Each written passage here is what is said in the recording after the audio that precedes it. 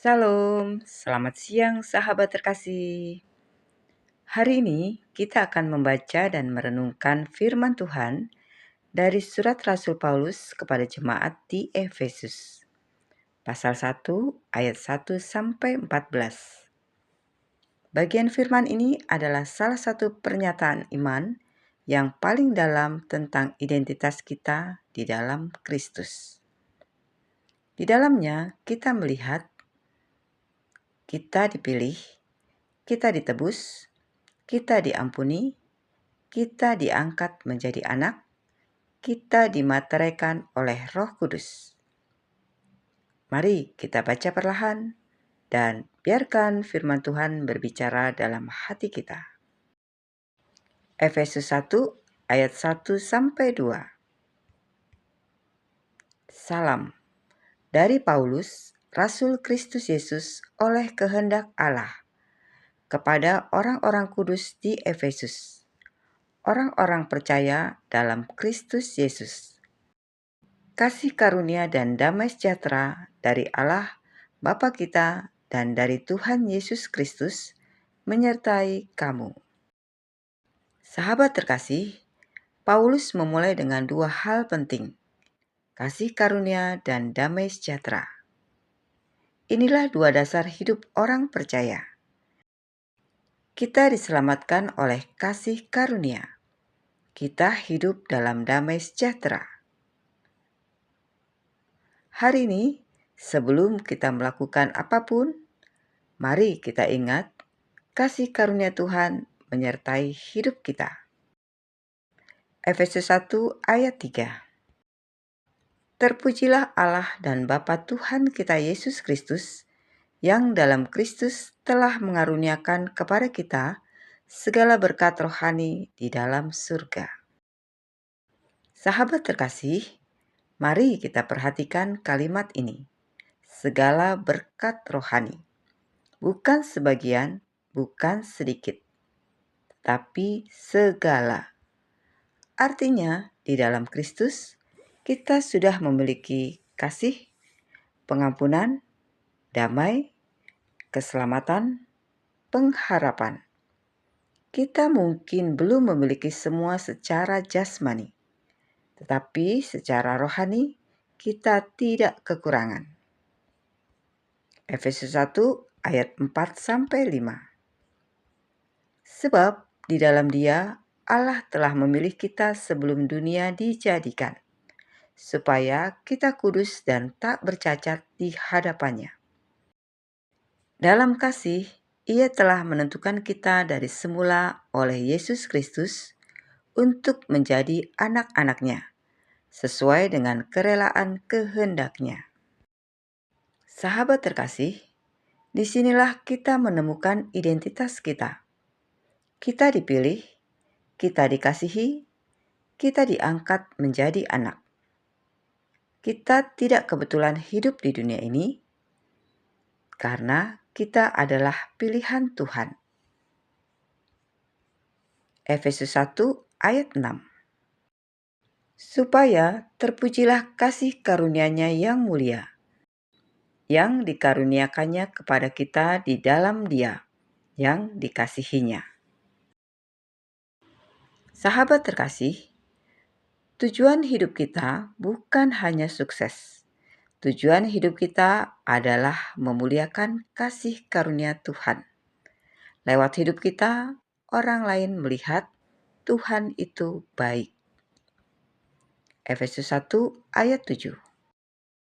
Sebab di dalam Dia dan oleh darah-Nya, kita beroleh penebusan, yaitu pengampunan dosa, menurut kekayaan kasih karunia-Nya.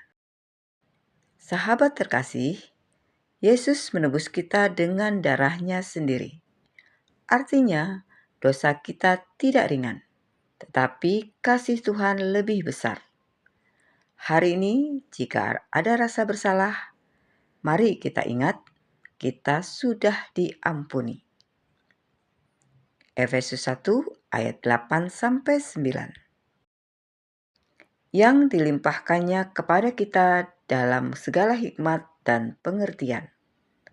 Sebab Ia telah menyatakan rahasia kehendak-Nya kepada kita, sesuai dengan rencana kerelaannya, yaitu rencana kerelaan yang dari semula telah ditetapkannya di dalam Kristus.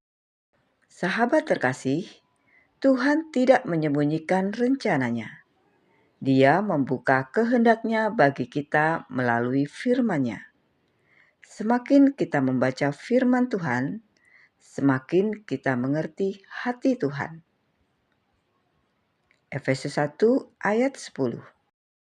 Sebagai persiapan kegenapan waktu untuk mempersatukan di dalam Kristus sebagai kepala segala sesuatu, baik yang di surga maupun yang di bumi.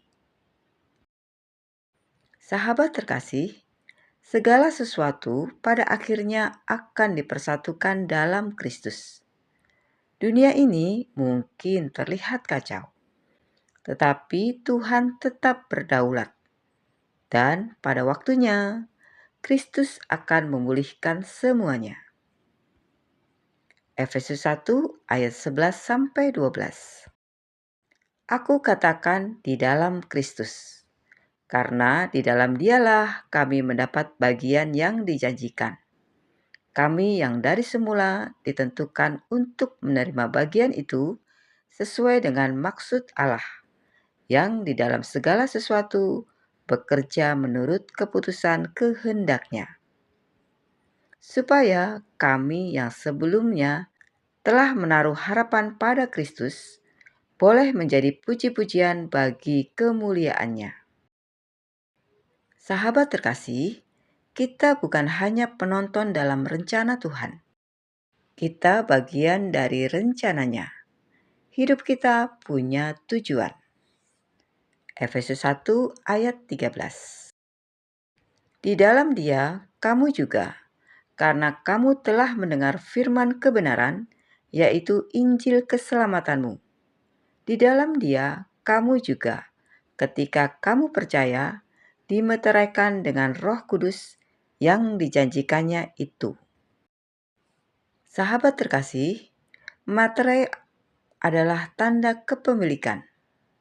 Artinya, kita milik Tuhan.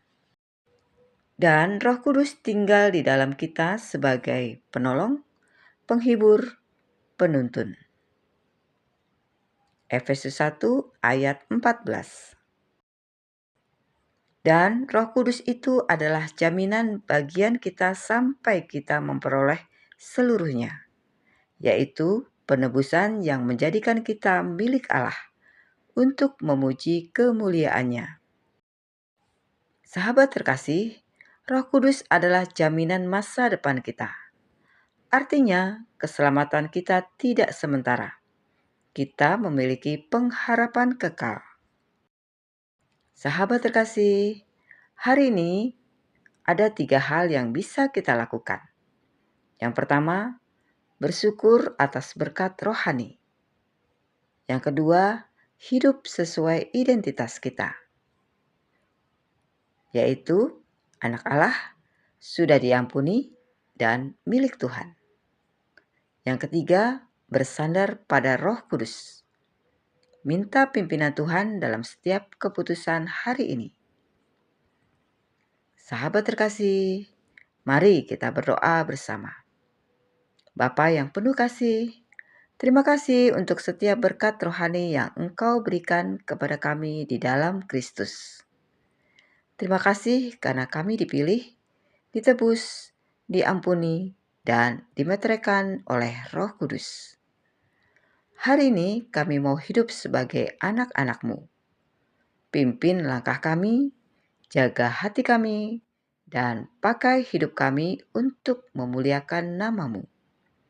Dalam nama Tuhan Yesus Kristus, kami berdoa dan mengucap syukur. Amin. Sahabat terkasih, terima kasih sudah bersama-sama dalam pembacaan Alkitab hari ini. Kiranya firman Tuhan memberikan kekuatan dalam hidup kita. Sampai jumpa di pembacaan Alkitab berikutnya. Selamat beraktivitas. Tuhan Yesus memberkati.